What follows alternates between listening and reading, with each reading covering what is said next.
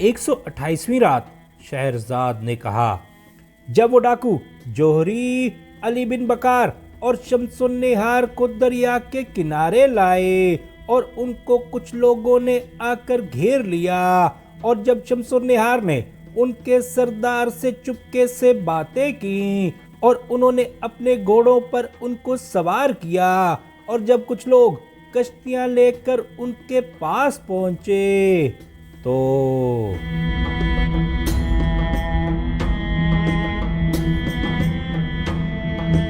اب ان کے سردار نے ایک کشتی میں انہیں سوار کیا اور خود بھی ان کے ساتھ بیٹھ گیا اور دوسری کشتی میں اپنے ساتھیوں کو بٹھایا۔ ملاحوں نے کشتیوں کو چلا کر انہیں خلیفہ کے محل کے پاس پہنچایا جہاں شمس النہار اتر گئی۔ اب ملاح کشتیوں کو دوبارہ چلانے لگے یہاں تک کہ اس جگہ پر پہنچے جہاں سے وہ لوگ اپنے گھروں کو آسانی سے جا سکتے تھے۔ اب وہ لوگ اتر کر خشکی پر چلنے لگے اور وہ سوار بھی ان کے ساتھ ساتھ تھے، یہاں تک کہ علی بن بکار اور جوہری اپنے اپنے گھر پہنچے اور ان سواروں نے اپنی راہ لی۔ جب وہ لوگ گھر میں داخل ہوئے تو ان کا یہ حال تھا کہ وہ اپنی جگہ سے نہ ہل سکتے تھے اور نہ ہی انہیں یہ معلوم ہوتا تھا کہ دن ہے یا رات۔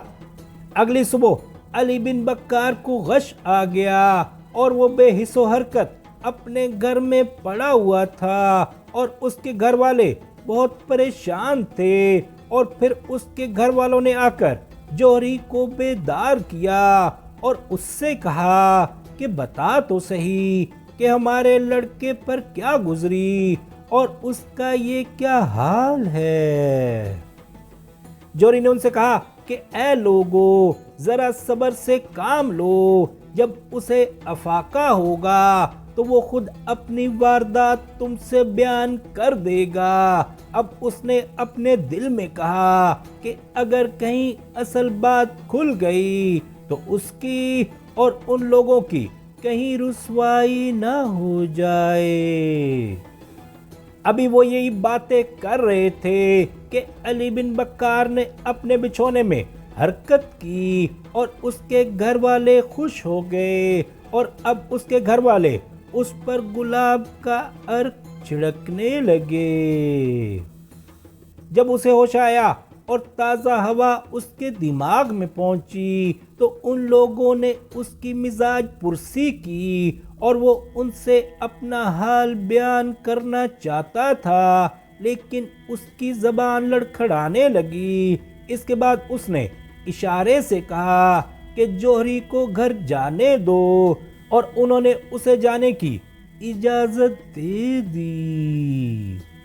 جب جوہری کے گھر والوں نے اسے پریشان اور دل تنگ دیکھا تو وہ پریشان ہو گئے اور اس سے اس کا سبب پوچھا، لیکن اس نے انہیں اشارے سے کہا کہ چپ رہو، اور وہ انہیں اس حالت کا حال بیان کرنے سے قاصر ہے۔ رات بھر اس نے بچھونے میں کروٹیں بدلتے ہوئے گزاری۔ جب دن چڑھا اور اس کی طبیعت سنبھلی تو اس نے دیکھا کہ اس کے گھر والے اس کے ارد گرد جمع ہیں۔ انہوں نے اس سے کہا کہ اس پر کیا مصیبت گزری اور وہ آخر کس بلا میں مبتلا ہے۔ اب اس نے ان سے کہا کہ اس کے لیے تھوڑی سی شراب لاؤ۔ جب وہ شراب لائے اور اس نے سیر ہو کر پی اور ان سے کہا کہ جو ہوا سو ہوا، اب اسے اس کی یاد نہ دلاؤ، اور اس نے ان سے معذرت کی اور ان سے پوچھا کہ جو چیزیں چوری ہوئی تھیں کیا ان میں سے کوئی واپس آئی ہیں؟ انہوں نے جواب دیا کہ ہاں، ان میں سے کچھ واپس آ گئی ہیں، اور انہیں کوئی شخص ہمارے گھر کے دروازے میں ڈال گیا تھا مگر کسی نے اسے دیکھا نہیں۔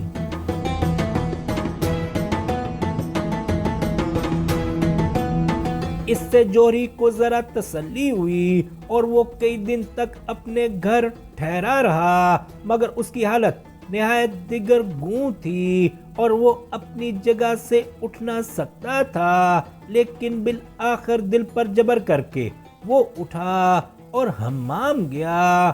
اب اس نے اپنے کیے پر خدا کے آگے توبہ کی اور اپنی سلامتی پر خدا کا شکر ادا کیا۔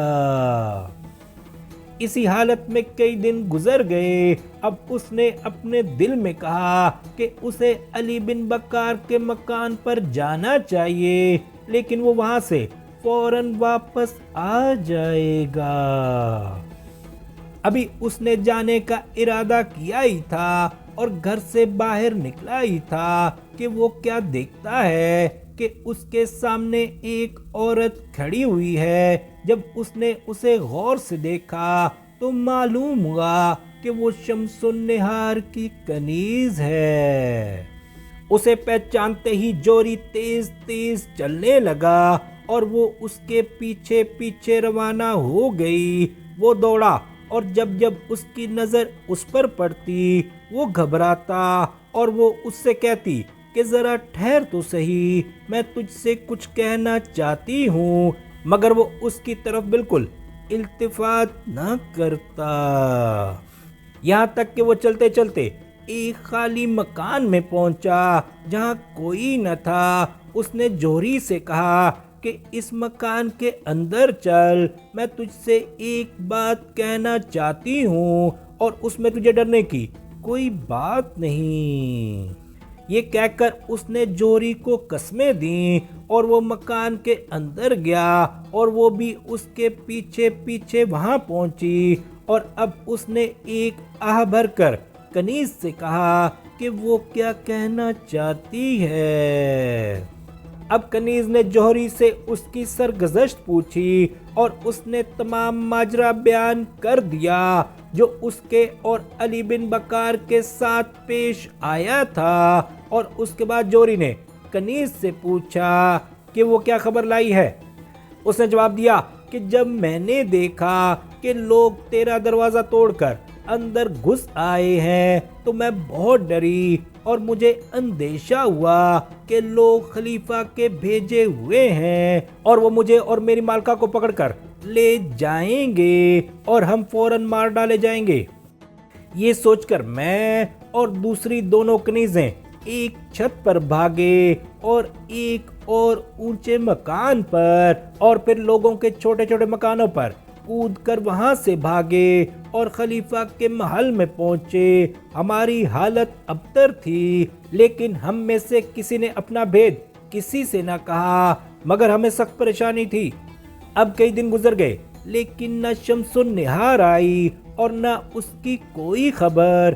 ایک روز جب رات ہوئی تو میں نے دریا کی طرف والا دروازہ کھولا اور ایک ملاح کو بلایا اور اس سے کہا کہ میری مالکہ کا کہیں پتہ نہیں، تو مجھے ناؤ میں لے چل تاکہ میں اسے تلاش کروں، شاید وہ کہیں ہمیں مل جائے۔ اس نے مجھے ناؤ میں بٹھا لیا اور چل دیا۔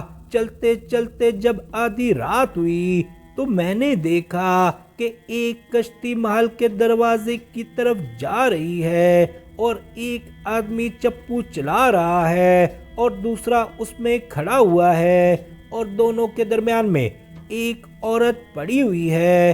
میں نے غور سے دیکھا تو وہ شمس النہار تھی۔ یہ دیکھ کر میں بھی اس کشتی میں آ گئی اور مارے خوشی کہ میرا حال بے حال تھا، کیونکہ نا امید ہو جانے کے بعد میں نے اسے دیکھا۔ جب میں اس کے سامنے آئی تو اس نے مجھ سے کہا کہ میں اس شخص کو 1000 دینار دے دوں جو اسے لایا ہے۔ اس کے بعد میں اور دوسری دونوں کنیزیں اسے اٹھا کر لے گئے اور بچھونے پر لٹا دیا۔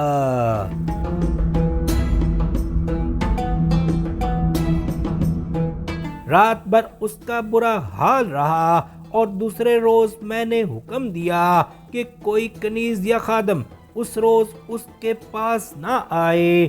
دوسرے دن ذرا اس کی حالت سدھر گئی، مگر ایسا معلوم ہوتا تھا کہ وہ قبر سے اٹھ کر آئی ہے۔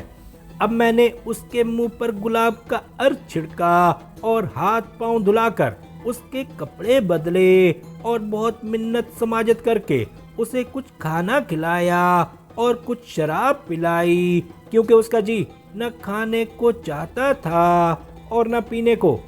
جب اسے تازہ ہوا لگی اور اس کی طبیعت سنبھلی تو میں اسے نصیحت کرنے لگی اور اس سے کہا کہ اے میری آقا، دیکھ اپنے حال پر رحم کر، ہم پر جو گزری ہے وہ سب تو نے دیکھا ہے، اور تیری مصیبت تو انتہا درجے کی تھی کیونکہ تو مرتے مرتے بچی ہے۔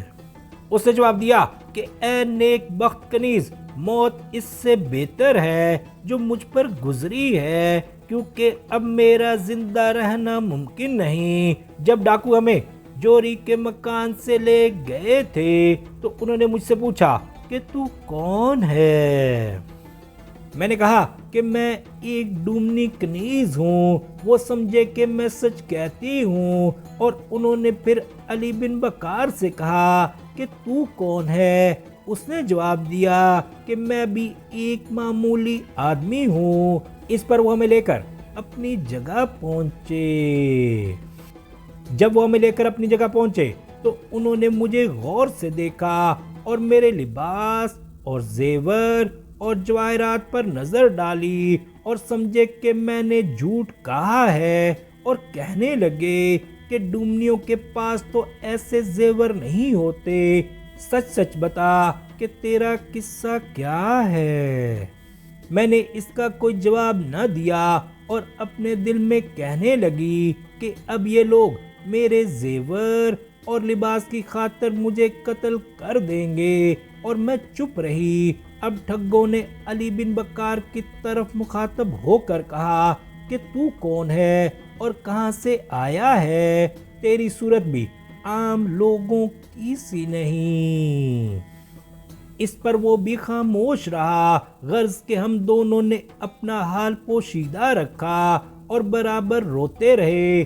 اس وجہ سے خدا نے ڈاکوؤں کے دل میں ہمارے لیے رحم ڈال دیا، اور انہوں نے ہم سے کہا کہ وہ کس کا مکان تھا جہاں تم لوگ تھے۔ ہم نے کہا کہ فلاں جوہری کا۔ اس پر ان میں سے ایک شخص نے کہا کہ میں اسے خوب جانتا ہوں، اور مجھے یہ بھی معلوم ہے کہ وہ اپنے دوسرے مکان میں رہتا ہے۔ میں ابھی جا کر اسے بلا لاتا ہوں۔ اب انہوں نے یہ فیصلہ کیا کہ مجھے ایک الگ جگہ رکھیں اور علی بن بکار کو ایک الگ جگہ، اور ہم سے کہنے لگے کہ آرام کرو اور اس بات سے ڈرو مت کہ تمہارا راز فاش ہو جائے گا، اور ہماری طرف سے تم بے دھڑک رہو۔ اب ان کا ایک ساتھی جا کر جوری کو لے آیا اور اس نے ہمارا حال ان پر ظاہر کیا اور ہم اس سے ملے۔ اس کے بعد ایک شخص جا کر ایک کشتی لایا اور وہ لوگ ہمیں اس میں سوار کر کے اسے تیز تیز کھینے لگے، یہاں تک کہ ہمیں دوسرے کنارے پر اتار کر چلتے ہوئے۔ اب شہرزاد کو سبوتی دکھائی دی اور اس نے یہ کہانی بند کر دی۔